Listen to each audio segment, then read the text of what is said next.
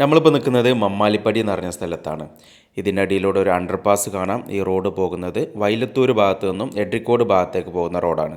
ഇതൊക്കെ വരുന്നത് കോട്ടക്കൽ ബൈപ്പാസിൻ്റെ ഭാഗമാണ്. പുത്തനത്താണി ഭാഗത്തു നിന്ന് വരുമ്പോൾ സ്വാഗതമാടിൽ നിന്ന് തുടങ്ങി പാലച്ചിറമാട് വരെയാണ് ഈ ബൈപ്പാസ് വരുന്നത്. ഇതൊരു വയഡക്റ്റ് ആണ്. ഇതിൻ്റെ കംപ്ലീറ്റ് വീഡിയോ മുമ്പൊരു വീഡിയോയിൽ ചെയ്തിട്ടുണ്ട്. ആ വീഡിയോ കാണാത്തവരാരെങ്കിലും ഉണ്ടെങ്കിൽ ആ വീഡിയോയും കൂടി ഒന്ന് കാണാൻ വേണ്ടി ശ്രമിക്കുക. നമുക്കിവിടെ കാണാം, ഇവിടെയൊക്കെ വർക്ക് പുരോഗമിച്ചുകൊണ്ടിരിക്കുകയാണ്. ഇവിടെ നമുക്കൊരു ചെറിയൊരു അണ്ടർപാസ് കാണാം. ഇതിൻ്റെ കോൺക്രീറ്റ് വർക്കൊക്കെ കംപ്ലീറ്റ് ആയിട്ടുണ്ട്.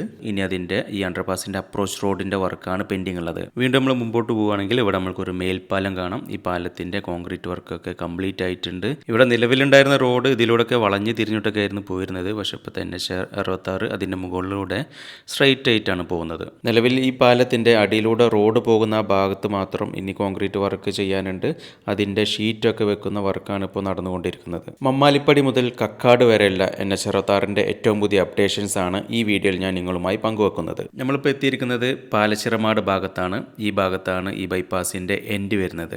ഈ പാലം കഴിഞ്ഞതിന് ശേഷമുള്ള അപ്രോച്ച് റോഡിൻ്റെ മണ്ണിടുന്ന വർക്കാണ് ഇനി ഇവിടെ പെൻഡിങ് ഉള്ളത്. അതോടൊപ്പം ഇടതുവശത്ത് ഡ്രെയിനേജിൻ്റെ വർക്കും നടന്നുകൊണ്ടിരിക്കുന്നുണ്ട്. ഇവിടുന്ന് നേരെ നിലവിലുള്ള ഹൈവേയിലേക്കാണ് NH66 കണക്ട് ചെയ്യുന്നത്. ഇവിടെ നമുക്ക് കാണാം, വലതുവശത്തെ സർവീസ് റോഡിൻ്റെ വർക്കാണ് ഇപ്പോൾ പുരോഗമിച്ചുകൊണ്ടിരിക്കുന്നത്. അതുപോലെ തന്നെ ഇടതുവശത്തുള്ള സർവീസ് റോഡിൻ്റെ വർക്ക് കംപ്ലീറ്റ് ആയിട്ടുണ്ട്. അതിലൂടെ ഇപ്പോൾ വാഹനങ്ങൾ പോകുന്നുണ്ട്.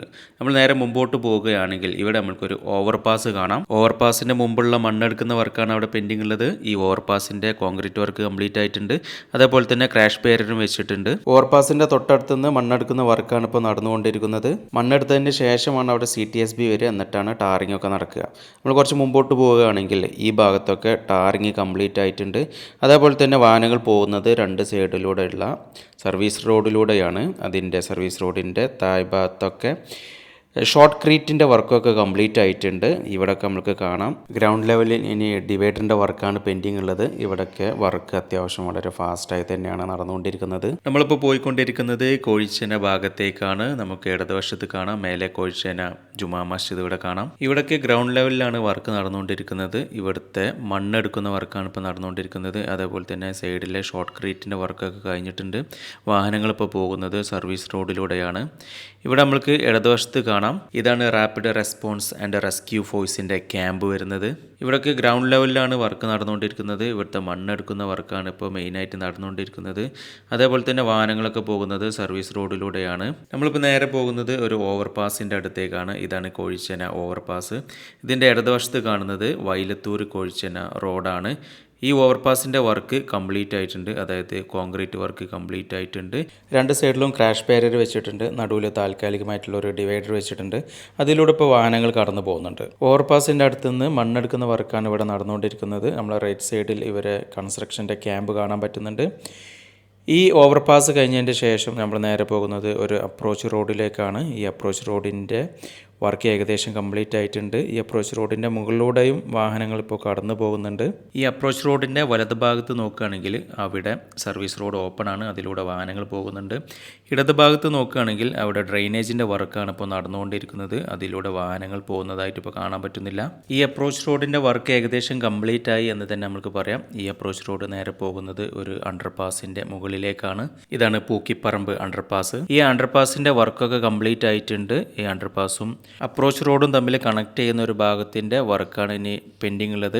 വലതുവശത്തുള്ള ആ വർക്ക് കംപ്ലീറ്റ് ആയിട്ടുണ്ട്. ഇടതുവശത്തുള്ള കണക്ഷൻ്റെ വർക്കാണ് നിലവിൽ അവിടെ പെൻഡിങ് ഉള്ളത്. ബാക്കി ഭാഗത്ത് നോക്കുകയാണെങ്കിൽ ഇവിടുത്തെ രണ്ട് സൈഡിലും ക്രാഷ് ബാരിയറിൻ്റെ വർക്കൊക്കെ കംപ്ലീറ്റ് ആയിട്ടുണ്ട്. അതേപോലെ തന്നെ ഡിവൈഡറിൻ്റെ വർക്കും ഇവിടെ കംപ്ലീറ്റ് ആയിട്ടുണ്ട്. ഈ ഭാഗത്ത് വരികയാണെങ്കിൽ ലെഫ്റ്റ് സൈഡിൽ സർവീസ് റോഡിൻ്റെ വർക്ക് കംപ്ലീറ്റ് ആയിട്ടുണ്ട്. അതുകൊണ്ട് ഈ ഭാഗത്ത് നേരെ സർവീസ് റോഡിലേക്കാണ് ഡീവിയേഷൻ ചെയ്യുന്നത്. അതുപോലെ തന്നെ റൈറ്റ് സൈഡിലും സർവീസ് റോഡിൻ്റെ വർക്കൊക്കെ കംപ്ലീറ്റ് ആയിട്ടുണ്ട്. മമ്മാലിപ്പടി മുതൽ കക്കാട് വരെയുള്ള NH66 ഏറ്റവും പുതിയ വിശേഷങ്ങളാണ് ഇന്നത്തെ വീഡിയോയിൽ ഞാൻ നിങ്ങളുമായി പങ്കുവെക്കുന്നത്. നമ്മുടെ ചാനൽ ഒരുപാട് ആളുകൾ സപ്പോർട്ട് ചെയ്യുന്നുണ്ട്. എല്ലാവരോടും ഒരുപാട് നന്ദി അറിയിക്കുകയാണ്.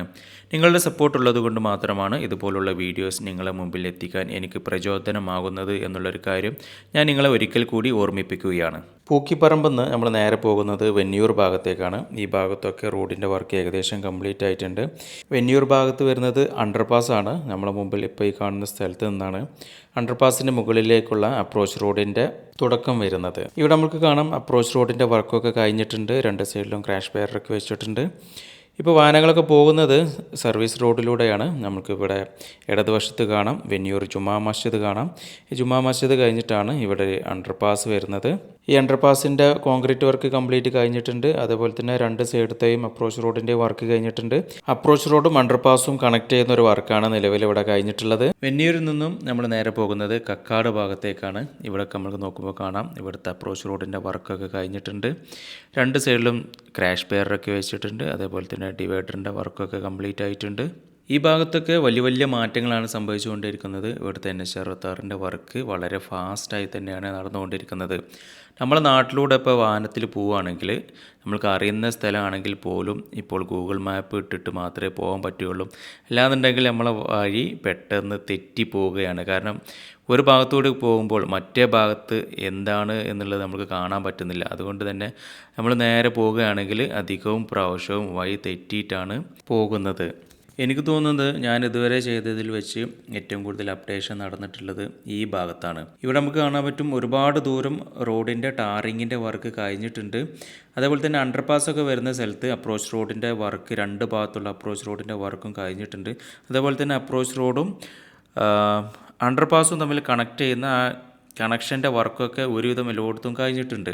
വളരെ ചുരുങ്ങിയ സ്ഥലത്ത് മാത്രമാണ് ടാറിങ് പെൻഡിങ്ങുകൾ. അതേപോലെ തന്നെ ചില ഭാഗത്ത് ഓവർപാസ് വരുന്ന ഭാഗത്ത് അടിയിലുള്ള മണ്ണെടുക്കുന്ന വർക്കും പെൻഡിങ് ആയിട്ടുള്ളത് നമുക്ക് കാണാൻ പറ്റുന്നുണ്ട്. നമുക്ക് നേരെ പോകുന്നത് ഒരു അണ്ടർപാസിൻ്റെ മുകളിലേക്കാണ്. ഇവിടെയും നമുക്ക് കാണാൻ പറ്റുന്നുണ്ട് അണ്ടർപാസിൻ്റെ വർക്കൊക്കെ കഴിഞ്ഞിട്ടുണ്ട്.